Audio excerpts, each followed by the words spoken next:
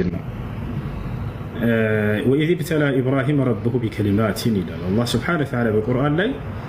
እኔ ኢብራሂም ዓለይሂ ሰላምን በፈተንኩት ጊዜ እያለ ይናገራል። ከፈተናቸው ፈተናዎች ኢነላህ ብተላ ኢብራሂም ቢኸምሲን ምንሁል ኺታን አሉ ነቢ ሰለላሁ ዐለይሂ ወሰለም ሐዲስ ላይ። አላህ ኢብራሂምን በአምስት ነገራቶች ፈተነው። ከእርሱ መካከል አንደኛው ግርዛት ነው። ይህንንም ትእዛዙን ፈጸመ፣ ትውልዶቹም እንዲፈጽሙ ታዘዙ እያሉ ነቢያችን ሰለላሁ ዐለይሂ ወሰለም ይናገራሉ። ወንድ ልጅን ነው እንዲገረዝ የታዘዘው። ነቢያችን ሰለላሁ ዐለይሂ ወሰለም ሐዲስ ላይ ምን አሉ? ኸምሱን ሚነል ፊጥራ ወሚንሁል ኺታን አሉ። አምስት ነገራቶች ከተፈጥሮ ግዴታዎች ናቸው፣ ከእነርሱ መካከል አንደኛው መገረዝ ነው አሉ። ይህ ነው። በሌላ ሐዲስ ላይ ወንድን ሴትን ይመለከታል ብለው የሚናገሩ ሰዎች የትኛውን ሐዲስ ማንሳት ነው? ናግባ ልክ ይላል። በሌላ ሐዲስ ላይ ሰዎች ምንድን ነው የሚሉት? ኢዘ ልተቀ አልኺተታኒ ፈቀድ ወጀበ አልጉስል። ኢዘ ልተቀ አልኺተታኒ ፈቀድ ወጀበ አልጉስል። ሁለት ብልቶች በተገናኙ ጊዜ ትጥበት ግዴታ ሆነ ይላል። ኺታን የሚለውን ቃል እዚህ ቦታ ላይ ማነው ብልት የሚለውን ቃል የተጠቀሙት? ነቢያችን ሰለላሁ ዐለይሂ ወሰለም ኺታን ግርዞች በሚል ነው። ስለዚህ ግርዞች ካለ ሁለቱም ወንድንም ሴትንም መገረዝን ያመላክታል ይላሉ። እንደዛ አይደለም። ሐዲሱ ትርጓሜ ምንድነው? ኺታን ማለት የፈለጉት ነብዩ ሰለላሁ ዐለይሂ ወሰለም ብልቶች ከተገናኙ ለማለት ነው። ያልተገረዘ ሰው መገናኘት ይችላል። ያን ነገር ባለማድረጉ ይጠየቃል፣ ወንጀለኛ ይሆናል እንጂ ግንኙነት እንዳያደርግ ኃጢአት ነው በእርሱ ላይ አልተባለም። አያቸው አይደለ? ስለዚህ ኺታን የሚለው ብልቶች ከተገናኙ ለማለት ነው። ነቢያችን ሰለላሁ ዐለይሂ ወሰለም ይህን ሐዲስ እየተናገሩ ያለው ስለ ትጥበት ነው። ስለ ትጥበት ነው። አሁን እዚህ ቦታ ላይ ይህን ሐዲስ ነቢያችን ሰለላሁ ዐለይሂ ወሰለም ትጥበት መቼ ግዴታ እንደሚሆን በማን ላይ ሰዎች ተካልፈው ነው የመጡትና የጠየቋቸው። ቅዱሳኖች ይሄን ያዩና ስለ ብልት ነው እንዳለ እስልምና የሚያወራው መቼ ትጥበት ማድረግ እንዳለባቸው ካያስተምሩ መዝይ ሲወጣ መንይ ሲወጣ የትኛው ትጥበት በክርስትና ወፍ አይታወቅም። ኢስላም ይሄን ነገር መተብራራው ለሰው ልጆች ተጨማሪ እውቀትን ይዞ ሂዶ ማመስገን ሲገባው ኢስላም እስልምና ስለ ብልት ነው የሚያወራው፣ ስለ ስፐርም ነው የሚያወራው። ስለ ንጽህና ካላወራ ስለምን ያወራ? እንግማ እንደዛ ምሻለን አንተ ለሷር። ለማንኛውም ይሄ ሐዲስ የተጠቀሰበት ምክንያት ከሙሃጅሮችና ከአንሷሮች መተው እናታችን አይሻን ይጠይቃሉ። ሐዲሱን ያስተላለፈችው እናታችን አይሻ መጡና ምን አሉ? አንድ ሰው ሚስቱን ከተገናኘ ነው ሻወር ግዴታ የሚሆንበት አሉ። ሌላኛው ደግሞ አይ የዘር ፈሳሽ ከፈሰሰው ነው ግዴታ የሚሆነው አሉ። ተካለፉ ሰዎች። አያቸው አይደለ? ሰውየው ሚስቱ ሲገናኝ ጊዜ የዘር ፈሳሽ ከፈሰሰው የዛኔ ነው ትጥበት ሻወር ግዴታ የሚሆንባቸው ባልና ሚስት አሉ። ሌሎች ሰሃቦች ደግሞ ምን አሉ? አይ ብልትና ብልት እስከተነካካ ድረስ የዘር ፈሳሽ ፈሰሰም አልፈሰሰም ትጥበት ግዴታ ይሆናል ብለው ተካለፉ። አያችሁ፣ ሰሃቦች በሚካለፉ ጊዜ ወደ እናታችን አይሻ ጋር ይመጣሉ። እርሷ የእውቀት ባለቤት ነች። የእውቀት ባለቤት ነች። መጡ አይሻ ጋር ጠየቋት። እርሷ ደግሞ ከነብዩ ሰለላሁ ዐለይሂ ወሰለም የሰማቸውን ዘገበችላቸው። ችግራቸውን መፍትሄ ሰጠቻቸው፣ ፈትዋ ሰጠቻቸው። ምን አለች? ፈኢኒ ቀድ ሰሚዕቱ ረሱለላህ ሰለላሁ ዐለይሂ ወሰለም የቁል ኢዘ ልተቀ ልኺተታኒ ፈቀድ ወጀበ ልጉስል የሚለውን ሐዲስ የዛኔ ተናገረች። እኔስ የአላህ መልእክተኛን እንዲህ ሲሉ ሰምቻቸዋለሁኝ። መቼ ትጥበት ግዴታ እንደሚሆን ማለት ነው። ሁለት ብልቶች እስከተገናኙ ድረስ ትጥበት ግዴታ ሆኗል ብለዋል አሉ። ስለዚህ የዘር ፈሳሽ ፈሰሰም አልፈሰሰም ግንኙነት ብልትና ብልት መገናኘቱ ብቻ ትጥበትን ግዴታ ያደርጋል ማለት ነው። ይሄ ሆነ መልሱ ማለት ነው። ሲጀምር እየጠየቁ ያሉት የዘር ፈሳሽ ከወጣና ካልወጣ ነው ወይ ግንኙነት ማን ነው ሻወር የሚያስወስደው የሚለው። ስለዚህ እናታችን አይሻ በምን ገለጸች? ብልቶች የሚለውን ቃል ተወችውና ግርዝ ላይ አላህ አምላኬ አይደለም የስላሴ አማኝ ነኝ ምናምን ብዬ ሁለት ጊዜ ክጄ ነበርና ይሄ ከኒካው ጋር እንዴት ይታያል? ያው ከእስልምና ያወጣሻን ሻሃዳ ያዥ ምናምን ብለው የነበረ ሻሃዳ ይዣለሁ ወዳውኑ ማለት ነው። ወዳውኑ የተመለስኩት። እሺ ይሄን ቃል የተናገርሽው አላህን ለመካድ ወስነሽ እና አስበሽበት ነው ከውስጥሽ፣ ወይንስ ዝም ብለሽ እየቀለድሽ ወይንም ደግሞ ኒካህ እንዲወርድልሽ አስበሽ የተናገርሽው ንግግር ነው? ወይንስ እንዳው አምነሽበት ነው? በሰዓቱ አምኝበት አይደለም። በእርግጥ ልቤ እንትን ብሎ ነበረ፣ ያኔ ተዋልዶ ነበር ልቤ። ግን እሱን ኒካ ለማውረድም አይደለም፣ ግን በሆነ ጉዳይ ዝም ብዬ በቃ እዚህ ሜዳ ላይ ሲያናዱኝ ምናምን የስላሴ አማኝ ነኝ ምናምን አልኩኝ። ሲያናደኛልሽ ይላችሁ። እሺ ለማንኛውም ኒካህ ለማውረድ ብላ የምትናገር ሴት በዚያ በንዴት ምናምን እንዲህ አይነት ነገር ኒካሁ ይወርዳል ወይ ከተባለ ኒካሁ የሚወርደው አምናበትና አቅዳበት ያን ቃል ከተናገረች ነው። የዛኔ ነው አምናበትና አቅዳበት ያን ቃል ከተናገረች የዛኔ ኒካሁ ይወርዳል፣ ትከፍራለች። እሺ ወሃቢያ እያሉ ጆሮአቸውን የሚደፍኑባቸው ነገር ምንድን ነው? የራሳቸውን እምነት እንዳትመረምሩ ነው። እስኪ ይህን እንኳ ተረዱ። ቢያንስ አንድ ሰው እንኳ ቆሞ ወሃቢያ ሲሏችሁ ጊዜ ምን ማለት ነው ወሃቢያ ብሎ የሚጠይቅ አንድ እንኳ የክርስቲያን ተከታይ በአላህ ስም እምላለሁ የለም። በጌታ በአላህ ስም ብዬ ነው የምነግራችሁ። አንድ እንኳ የክርስቲያን ተከታይ ወሃቢያ እያሉ ሲነግሯቸው ጊዜ ቄሶቻቸው፣ መምህሮቻቸው ምን ማለት ነው ወሃቢያ እስኪያስረዳን ብለው አይጠይቁም። ቢጠይቁ ማስረጃም የላቸውም። አንድ ክርስቲያን አለ ወሃቢያ ማለት እንደሆነ ገብቶ የሚያስረዳ የለም። ወፍ አራሱ አሉ አይደል?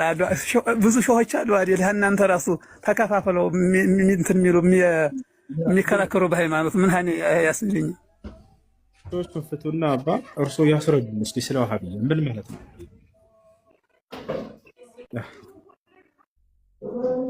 ልውሰድህ የሚያስረዳ እፎይ ጋር ልውሰድህ። እፎይማ አልቅሶ ሄደ። እዚህ ገብቶ አስረዳለህ ብሎ እንደዚያ መስሎት ክፈት ለተናገርከው ማስረጃ እንዴት አድርጎ አብራርቶ አረብኛውን ቃል ይዞ እንደሚሰነትን ነው። ኧረ እሱ እኮ ነው ወሃቢያ ብሎ ነግሮህ ምን ማለት እንኳ ወሃቢያ ማስረዳት ሳትችል ቀረህ። የነገረህ ባዶ መሆኑን አስረዳህና አሁን አንተ አባ ምንም ነገር እንደማታውቁ ማለት ነው። ስለ ወሃቢያ ተጠየቃችሁ ምን እንደሆነ እንኳን አያውቅም። ዝም ብሎ ወሃቢያ ያላችኋል አይደል? ይሄ ነው። ሁሴንን ታውቀዋለህ ወይ ሰላም ብለዋል በለው። እሺ ለማንኛውም የከፈትከውን ፋይል ከእርሱ ጋር ሳትዝጋ ለምን አምልጠህ ወጣ አውጣ ሲልህ ማስረጃ ለተናገርከው ንግግር በለው። መልካም ጊዜ ነው። ይርላ ነገር ነው። ሁሴን ጋር ጀምረህ ነበር ውይይት አውጣ እያለህ ማስረጃ ሺህ ጊዜ እየለመነህ ማውጣት አቅቶህ ነቢዩ ሙሐመድን ተሳድበህ ለምን አመለጥክ ፈረጠጥክ ብላችሁ ጠይቁት ክርስቲያኖች። ያስታውሳተላች ይቀል ይነግራቸዋል። ከአንድ ሐዲስ ማለፍ አልቻለም። ወላሂ ላዝም ከኔ ፊት መጥቶ አንዲት ሐዲስ ተናግሮ በልችን ከፍተህ አውጣ ስለው ከዛ ማለፍ አልቻለም። ታዲያ ነቢዩ ሙሐመድ እንዲህ ላድርግልህ ብሎ ተሳድቦ አምልጦ ሄዳል። ታቻለ አይደል? ጥያቄ ያላችሁ መቀጠል ትችላላችሁ። ሰላም ብለዋል በለው። ቆይ ወንድሜ ከላይ ያለው አንድ አምላክ የሚለው አብ ማለት ነው። እንግዲህ አብ ነው ብለው ነው ኢሳያስ ላይም አንድ አምላክ ነው የተጠቀሰው። ያህዌ ተብሎ የተጠራው አዲስ ኪዳን ላይ ማለት ነው። አንተ ሁሱ እየሰማህ ነው አይደለ? አዲስ ኪዳን ላይ ያህዌ አብ ተብሎ ማለት ነው። አምላካችሁና አምላኬ እውነተኛ የሆንከው እያለ ኢየሱስ ክርስቶስ ነግሮናል። ገባ? ያ ማለት ያህዌ ነው። አለቀ። በቃ እንደሱ በይ። ያ ማለት ያህዌ ነው ብለን እንወስዳለን ወደሚለው ትሄጃለሽ እንጂ አንዲት ቦታ ላይ ኢየሱስ ክርስቶስ አምላክ ሐዋርያ ማን ነው ያህዌ ነው ብሎ አላስተማረም። እንዲሁም የክርስቶስ ደቀ መዝሙሮች ሐዋርያቶች አንዲትም ቦታ ላይ ያህዌ ነው አምላክ ብሎ አላስተማሩም። ስለዚህ ክርስቲያኖች በያህዌ ላይ መለጠፍ አትችሉም። አልተሰበከላቸውም። በሐዋርያቶች ቆይ እንዴት ነው ማለለጠፈው? ወይ የለም አላስተማረም ኢየሱስና ሐዋርያቶች እና የብሉይ ኪዳን ነቢያቶች አስተማሩና። ታዲያ የብሉይ ኪዳን ነቢያቶች እግዚአብሔርና ኢየሱስ እኮ በመለኮት አንድ እኮ ነው። እንዴት ነው ኢየሱስ? እኔ አጋዥ ምናምን አልፈልግም። አቡ ዝም በሉ። እኔ ራሴ ተወጥቼ ራሴ ወጣላችኋለሁ። ተንጫጫላችሁ እና ሁሱ አሁን እኔ ብሉይ ኪዳን ላይ ያለውን ተውና አዲስ ኪዳን ላይ ኢየሱስ ክርስቶስ አምላካችሁ እያለ ነግሮናል። እንዲሁም ጳውሎስ ደግሞ አንድ አምላክ አብ አለን ይላል። ጢሞቴዎስ ላይ አብ ብቻውን እንደሆነ ይናገራል። ያ በብርሃን የሚኖረው ጢሞቴዎስ 6 ላይ በብርሃን ብቻውን የሚኖረው የማይሞት እንደሆነ ይነግራናል። ያ ማን ነው ብለን ስናይ አብ ነው። አብ ደግሞ ያህዌ ማለት ነው። መልሳ ያህዌ የሚል ቃል የለም። ነገር ግን ማይ እውነትን የምትፈልጊ ከሆንሽ ወደ እውነት እየተጠጋሽ እንደሆነ ስላወቅኩ ነው። ምክንያቱም ከዚህ በፊት ኢየሱስን ስታመልክ ምናምን ነበር። አሁን ኢየሱስ መልእክተኛ ነው፣ ነብይ ነው፣ ሰው ነው። እነዚህን ሁሉ አረጋግጠሻል። የኢየሱስን አምላክን በጣም አረጋግጠሻል። ግን የአምላክን ባህሪ እየጠቀስሽ ነው። አሁን ያ አንዱ አምላክ አለ አይደለ? አምላካችን አላህ ሱብሓነሁ ወተዓላ አንድና ብቸኛ የሆነው አምላክ ነው። ያለ የነበረ ለዘላለም የሚኖር ገብቶሻል አይደል? አሁን ቅድም ጠቀሽ ያ አንዱ አምላክ ጢሞቴዎስ ላይ ያለው ብለሽ ባህሪውን ተናገርሽ። በብርሃን ውስጥ የሚኖር ማንም ያላየው አንድም እንኳን ያላየው ላየውም የማይቻለው ብለሽ ስትጠቅሽ ነበር። ቃል በቃል ይሄን ነብያችን ሰለላሁ ዐለይሂ ወሰለም ይሄን አምላክ እንደሰበከ ሐዲስ ላይ ነብያችን ሰለላሁ ዐለይሂ ወሰለም ምን አሉ? ሰባቱን ሰማያት አድርገው ከአላህ ዘንድ ሄደው የሶላትን ትእዛዝ ከእርሱ ጋር ተቀብለው በመጡ ጊዜ ስለ ጌታቸው ስለ አላህ ጠየቋቸው። ሀል ረአይተ ረበከ ያ ሙሐመድ አሏቸው። ምድር ላይ ሰዎች እና ከጌታህ ጋር ተነጋግረህ ከመጣህ ጌታህን አየኸው ወይ አሏቸው። ነቢ ሰለላሁ ዐለይሂ ወሰለም አሉ ምን አሉ? አና አራሁ ወሒጃቡሁ ኑር ለው ከሸፈሁ ለአሕረቀ ሱብሓት ወጅሂሂ ማ መደል በሰር አሉ። እንዴት ላየው እችላለሁ? ላየው አይቻለኝም አሉ። አይሻርና እርሱ በእርሱና በፍጥረቱ መካከል ብርሃናማ ግርዶሽ አለ። ያንን ቢገልጠው ፍጥረታት ሁሉ ባለቁ ነበር። ማንም ሊያየው አይችልም፣ ሊያየውም አይቻለውም ብለው ገለጹ። ልክ ጢሞቴዎስ ላይ ያለው ማለት ነው። ጢሞቴዎስ ላይ ምን ይላል? የማይሞተውም እርሱ ብቻ ነው ይላል። ስለ አንዱ አምላክ ሲናገር የማይሞተውም እርሱ ብቻ ነው አለ።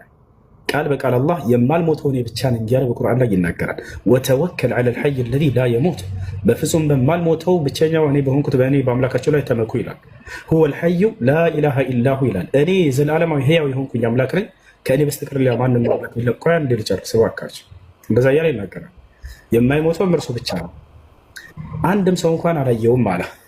ምን አለ ጢሞቴዎስ ላይ ማይ አንድም ሰው እንኳን አላየውም ሊያየውም አይቻለውም አሉ።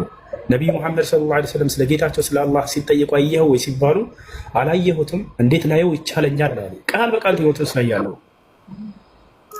አና አራሁ አሉ። እንዴት ላየው እችላለሁኝ? ላየው አይቻለኝም በፍጹም እርሱን አሉ። ጢሞቴዎስ ላይ ምን ይላል?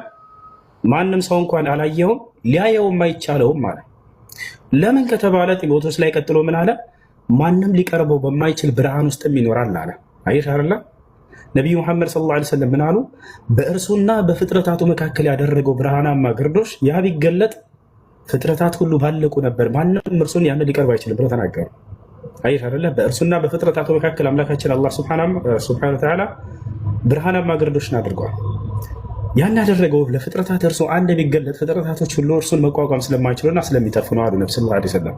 ጢሞቴዎስም ላይ ምን አለ? ማንም ሊቀርበው በማይችል ብርሃን ይኖራል፣ ማንም ሰው እንኳን አላየውም ሊያየውም አይቻለውም ይላል። ያ ራሱ አምላክ ነው ነቢ ሰለላሁ ዐለይሂ ወሰለም የሰበኩን። ያም የማይሞተው ዘላለማዊ ሕያው የሆነው አንድም ሰው እንኳን ያላየው ሊያየውም የማይቻለው አሁን በብርሃን የሚኖር አላህ ሱብሓነሁ ወተዓላ በእርሱና በፍጥረታቱ መካከል ያደረገው ብርሃናማ ግርዶሽ አለ። ያንን ቢገልጠው ፍጥረታት ሁሉ ይጠፋል ተብሎ የተገለጸ።